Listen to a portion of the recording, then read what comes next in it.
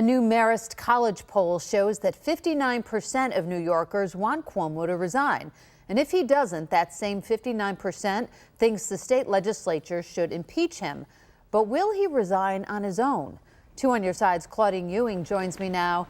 And Claudine, you took that very question to one of the most powerful women in the state legislature.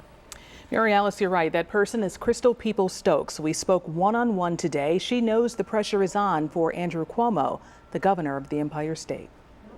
I think the governor, because of what this report has said, has his ability to continue to deliver good service to the state has been compromised. There have been calls for the governor to resign.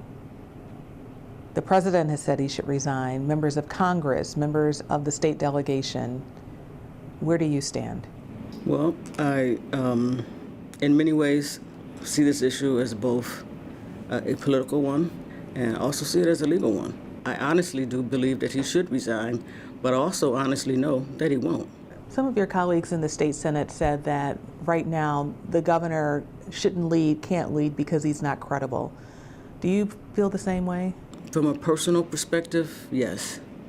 But from a professional perspective, I don't see that necessarily being true because he's got commissioners for every agency that he operates. She admits initially in the beginning she was not screaming resign, but now. I think the Attorney General's report was a bombshell. And what it did is laid out the fact that, all of these accusations are true. I know you've worked side by side with him for projects here in Western New York. Have you ever had any discussions with him, or has he ever expressed anything about this scandal? Briefly had a conversation with him about it maybe the first time he came here for a public appearance. He was like, well, I think if I get the due process that I'm going to be fine.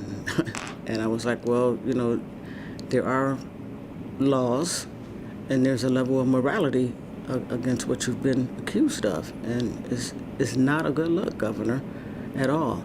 Would you be surprised if he made an announcement and said, I'm going to resign? I would be surprised because I don't think he's going to do that.